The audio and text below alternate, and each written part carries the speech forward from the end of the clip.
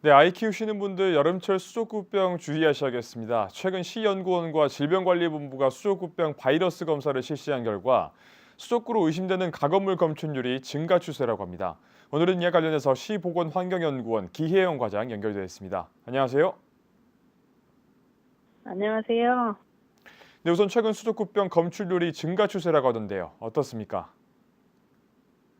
네, 우리 시 보건환경연구원에서는 질병관리본부와 함께 어린아이들한테서 수족구, 바이러스성 수막염 등을 일으키는 엔테로바이러스 감염증의 원인 병원체를 조사하기 위해서요. 실험실 감시 사업을 수행해서 연중 주 단위로 모니터링을 하고 있습니다. 현재 이와 관련해서 우리 지역에는 7개 종합형 의원 소아과의 협조를 받아서 엔테로바이러스 의심 환자의 분변이나 인후 도찰물을 수거해서 검사를 하고 있는데요.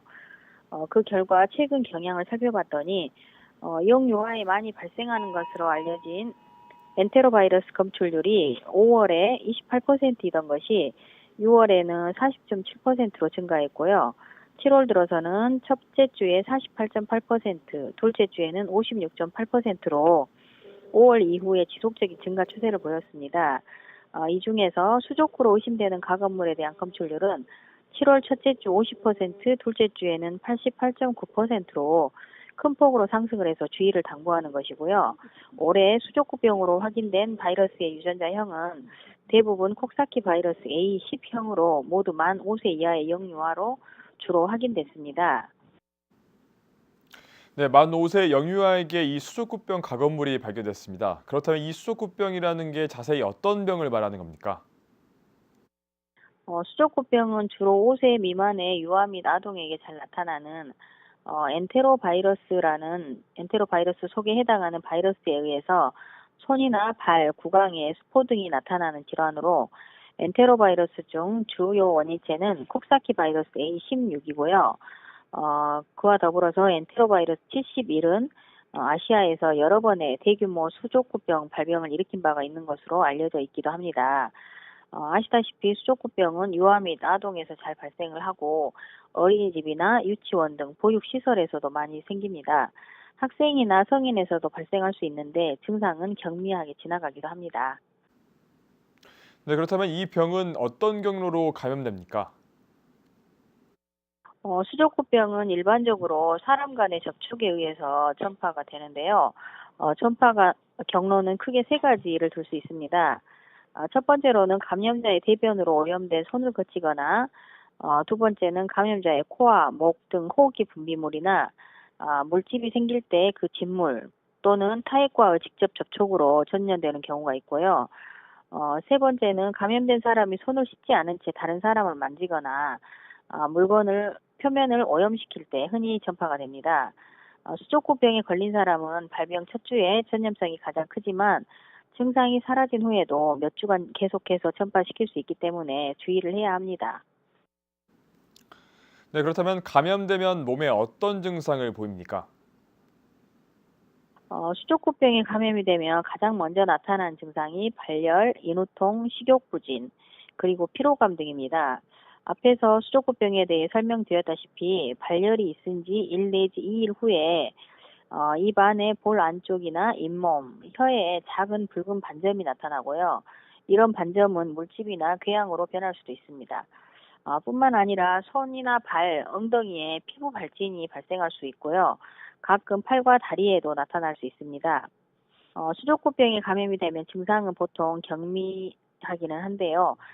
대개 7 내지 10일 정도면 저절로 치유되기도 하지만 드물게 합병증이 나타날 수도 있는데요. 면역 체계가 아직 발달하지 않은 어린 영아에서 엔테로바이러스 71형이 원인인 경우에 합병증 발생이 더 높은 것으로 알려져 있는데요. 뇌염이나 뇌수막염 등 신경계 합병증이 나타날 수도 있습니다. 네, 자연스럽게 지나갈 병이기도 하지만 합병증도 우려되는군요. 무엇보다 예방이 중요할 것 같은데 마지막으로 시민들에게 당부 말씀 전해주시죠.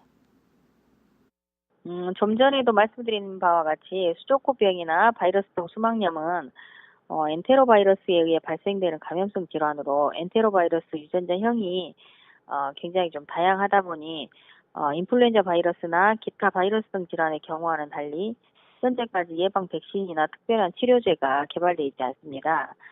따라서 사전에 예방하는 것이 가장 중요한 방법인데요. 첫 번째로는 수족구병에 걸린 아이와 물건 등에 대해서 직접적인 접촉을 피하는 것입니다. 즉 어린이집의 경우에는 수족구병에 감염이 의심된 아이는 격리를 시키고 장난감이나 실내 놀이시설에 대해서는 정기적으로 소독을 하는 것이 좋겠습니다. 그리고 두 번째는 무더운 여름철이기 때문에 음식이나 물 등은 충분히 익히고 끓여서 드시기를 바라고요.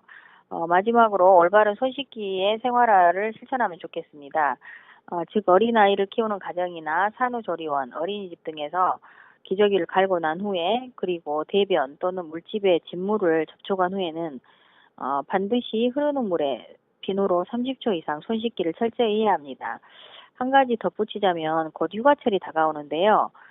무더운 여름철에 유행하는 각종 수인성 질병을 예방하기 위해서는 충분한 영양 섭취와 보리차 등을 많이 마시고 사람이 많은 밀집된 공간은 피하고 개인 위생을 철저히 한다면 감염병으로부터 안전한 건강한 여름나기를 실천할 수 있을 것 같습니다. 네, 물로 인해 발생하는 수인성 전염병이 많이 발생하는 여름철, 기본적인 손 씻기부터 아이들의 위생 관리까지 유의해야겠습니다. 오늘 말씀은 여기까지 듣겠습니다. 고맙습니다. 감사합니다.